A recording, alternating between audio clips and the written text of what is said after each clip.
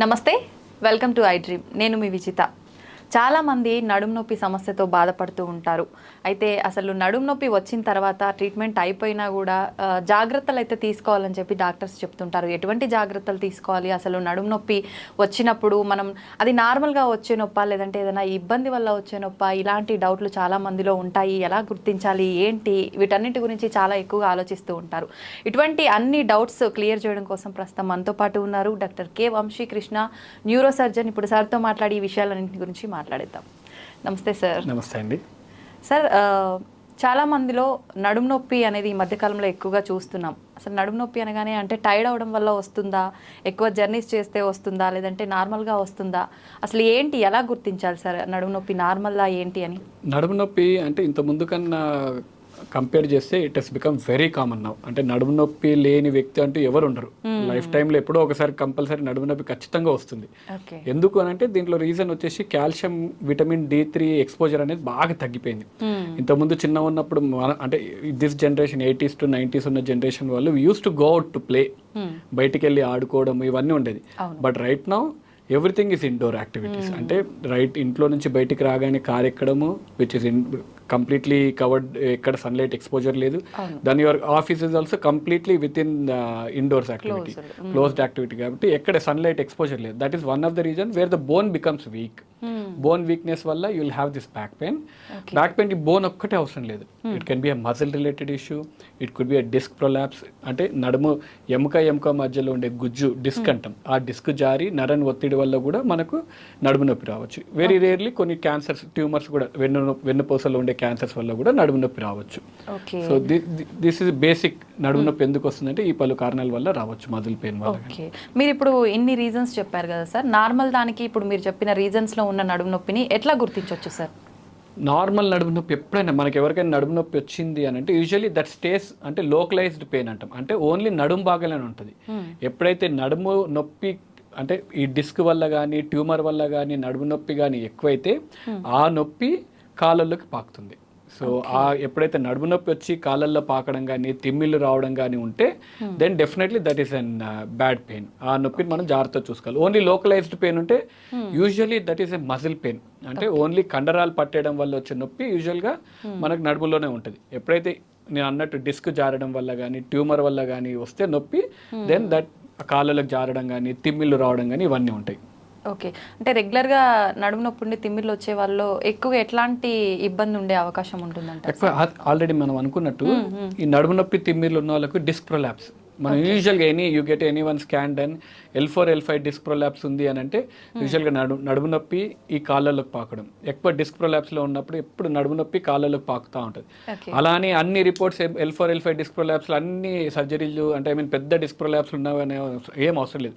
100 మందికి చేస్తే 90% మందికి L4 L5 డిస్క్ ప్రొలాప్సే ఉంటుంది. అంటే that is an very common entity.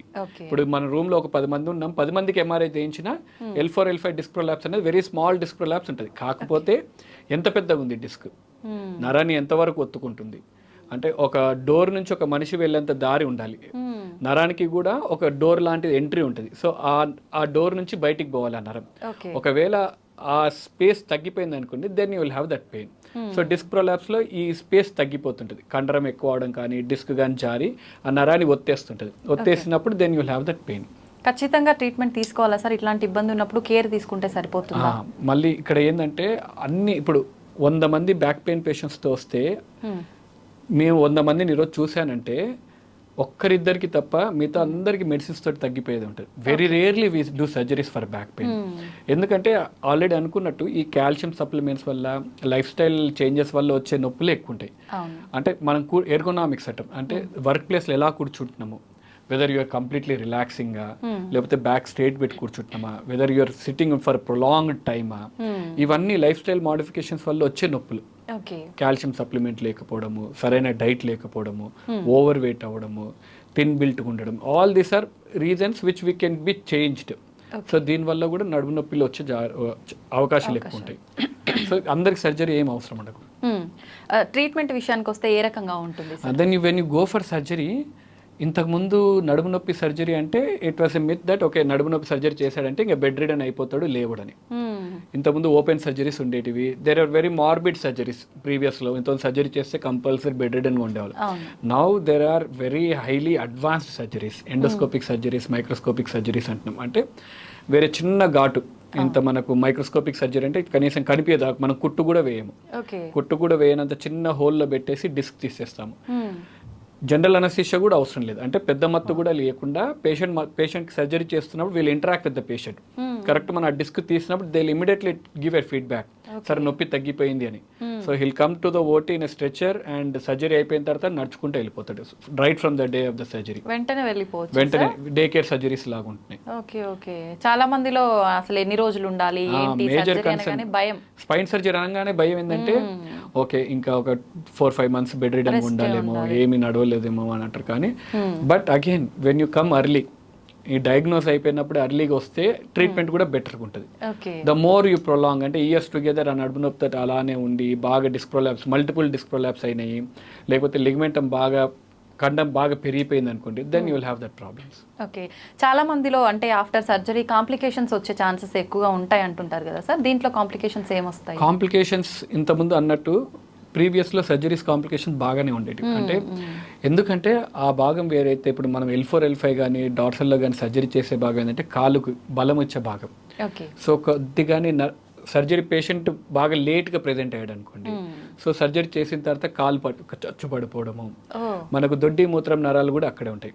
So ఏమైనా కొద్దిగా దానికి దెబ్బ తగిలినా దొడ్డి మూత్రం నరం ఇబ్బంది పడ్డము, ప్లస్ వెన్నుపాములో నీరు ఉంటుంది. సో ఈ సర్జరీ చేసేటప్పుడు వెన్నుపాము ఓపెన్ అయిపోయే ఛాన్సెస్ ఉంటుంది. సో అక్కడ నుంచి నీరు వచ్చే అవకాశం ఉంటుంది.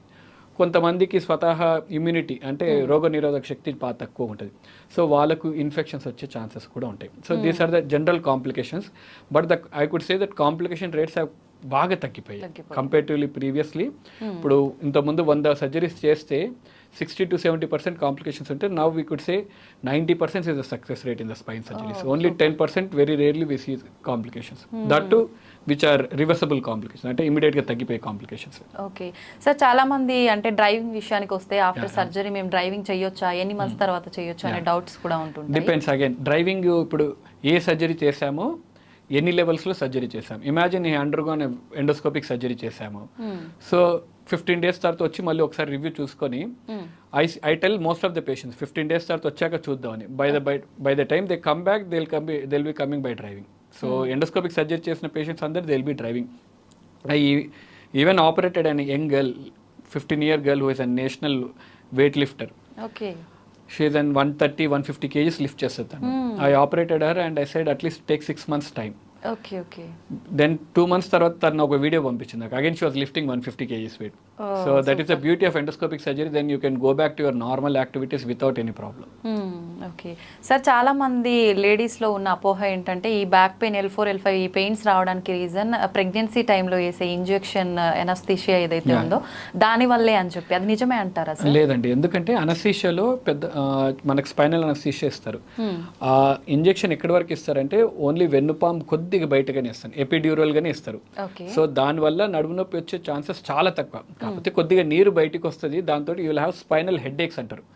అండ్ కూర్చున్న దగ్గర కొద్ది నొప్పి ఉంటుంది, కానీ అబ్సల్యూట్లీ అనస్థీషియాకి మన నొప్పికి ఎటువంటి సంబంధం లేదు. కాకపోతే ప్రెగ్నెన్సీ యూజువల్గా ఈ మత్తు ఇచ్చేది ప్రెగ్నెన్సీ టైంలో. ప్రెగ్నెన్సీ తర్వాత ఎందుకు నడుము నొప్పి వస్తుందంటే because of the weight difference. అప్పటి వరకు మనకు వెయిట్ క్యారీ ఉంటుంది, అట్లీస్ట్ 3.5 kgs వెయిట్ మోస్తూ ఉంటాం. అండ్ కాల్షియం డెఫిషియన్సీస్ ఇవన్నీ కూడా డెఫినెట్లీ కౌంట్ అవుతాయి. సో ఒకసారిగా వెయిట్ రిడక్షన్ అయిన తోటి బాడీ అకామిడేట్ చేసుకోవడంలో కొద్దిగా ప్రాబ్లం ఉంటుంది, otherwise nothing related to anaesthesia. Thank you sir, thank you very much. నిజంగా బ్యాక్ పెయిన్ అనగానే చాలా మందిలో చాలా రకాల అపోహలు ఉన్నాయి, అవన్నీ క్లియర్ చేశారు sir. Thank you very much.